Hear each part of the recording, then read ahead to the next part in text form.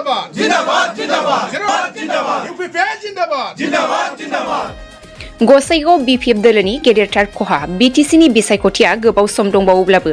बिटिसिनि ओनसोलाव बारदोंसै बिसायख'थिनि बारहावा बिटिसिनि बिसायख'थिखौ नोजोर लाखिनानै मोनसे दोलोखौ नागारनानै गुबुन मोनसे दोलोआव हाबनाय ओंखारनाय बायदि हाबाफारिफ्रा सोलिगासिनो दङ बेबायदिनो बिपिएफ दोलोनि गोबां दैदेनगिरिफ्रा दोलो नागारनानै इउपिपिएल दोलोआव हाबफैनायनि उनाव दिनै गसाइगाव महकुमानि सिङाव एबा जमदुवार बियाबनि सिङाव थानाय गागसा आरो खासियाबारि गंनै गामिनि रायजो राजाफोरा सिगां समाव गुबुन गुबुन दोलोखौ मदद होबोदोंमोनब्लाबो दिनै प्रमद बर' दैदेननाय इउपिपिएल दोलोखौ मोजां मोननानै गामियैनो जयै इउपिपिएल दोलोआव हाबफैयो दिनै हाबफैनाय रायजो राजाफोरखौ गसाइगाव विधानसभा बियाबनि एमएलए जिरन बसुमतारी गसाइगाव जिल्ला इउपिपिएल दोलोनि लोगो आफादगिरि लकनाथ नार्जारी जमदुवार बियाबनि क'अर्डिनेटर गणेश राभा बिथांमोनजों लोगोसे गोबां इउपिपिएल दोलोनि दैदेनगिरि बिथांमोना बाहागो लानानै बरायनानै लायो मख'नो गोनांदि दिनैनि बे जयनिं हाबाफारियाव गासै 60निबो गोबांसिन नखरफोरा खौसेयैनो जयनिं जायो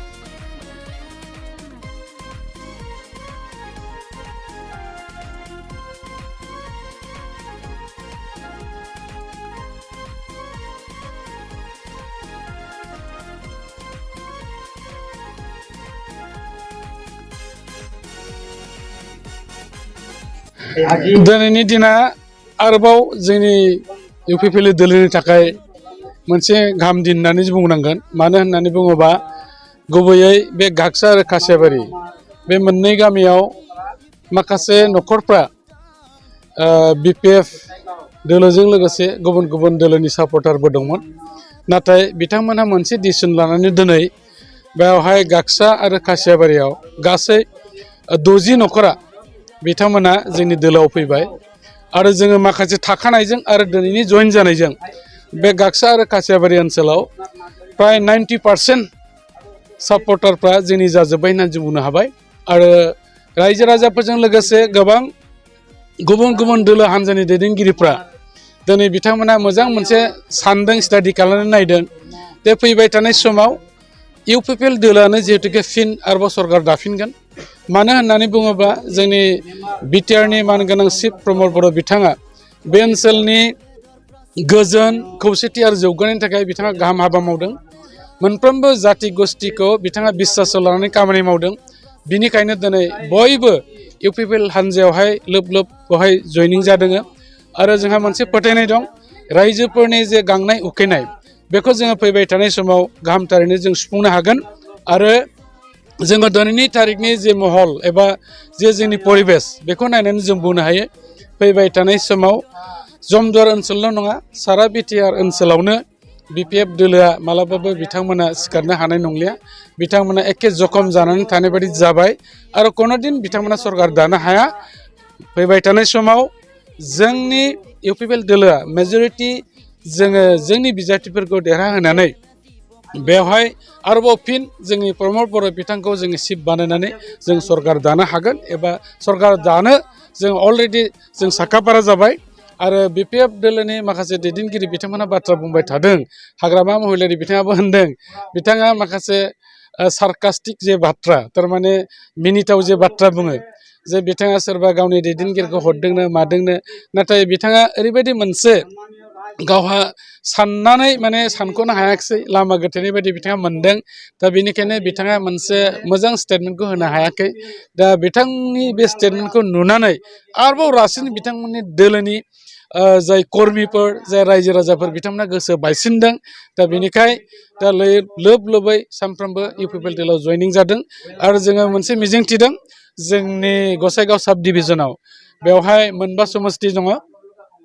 श्रीरामपुर जमदुवार सराइबिल कुसुगाव आरो गुमा बे मोनबा समस्तियावबो जोंनि इउपिपिएल हान्जानि जे बिजाथिफोर जागोन बिथांमोना देरहाजोबगोन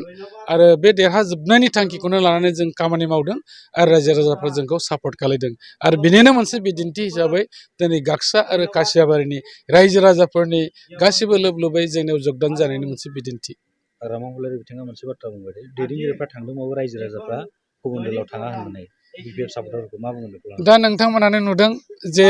रायजो राजाफ्रा फैदोंना फैयाखै दिनै नायदो बेयाव गाक्सा आरो कासियाबारियाव जोंनि थाखानाय गासिबो सापर्टारनि अनगायैबो मोननै गामियाव जे 60 न'खर फैबावबाय आरो बे मोननै गामियाव जे बिपिएफआ दिनै जिर' थांगासिनो दं अब्ला बेयो रायजो राजा फैनाय ना नेताफोर फैनाय दा बेनिखायनो जों होनदों सिबिजाथाव रायजो राजा बिथांमोनाबो जोंजोंनो दिनै लैहोर लैहोर दं आरो हाग्रामा महिलारिनि नेतृत्वआव बै समाव बिथांजों थानाय जाय मानगोनां दैदेनगिरि बिथांमोनाबो दिनै गासिबो परिबेसखौ नायनानै दिनै जोंनि दोलोआव फैदों दा आङो आगोलनो बुंखादों जे बिथाङा दिनै बुंनो जेबो बाथ्रा गैलिया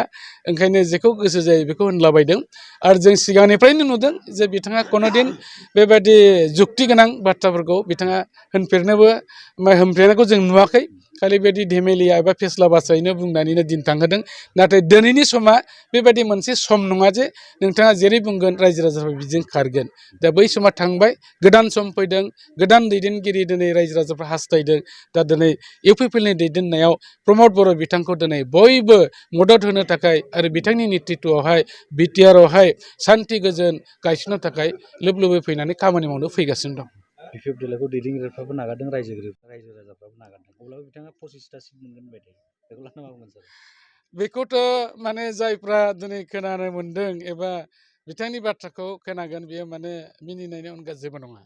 जे रायजो राजाफोर जुदि नोंजों थायाब्ला नों माब्रै एथ' बुरजा आसन मोनगोन दैदेनगिरिफोर नोंजों गैयाबा नों माब्रै बेबायदि देरहानो हानायखौ सिमां नुगोन खारन गणतन्त्रआव दैदेनगिरिजों लोगोसे रायजो राजाफोरनि गेदेरथार बिहोमा बेयाव दङ आरो बयनिफ्राय बिहोमाया जिहेतुके रायजो राजानो देरसिन आरो रायजो राजा बिथांमोना जिहेतु मोनसे डिसिसन लाबाय जे जोङो खौसेयैनो इउपिपिएलआव थानानै जोंनि बे हालामखौ जौगाहोनायनि थाखाय गोजोननि थाखाय खौसेथिनो जों खामानि मावनोसै होननानै फैनायाव बेबायदि दैबायदि बोहैबोनाय दाहारखौ होबथानो हानाय दिनै बिपिएफआ जेबो बान्दो गैया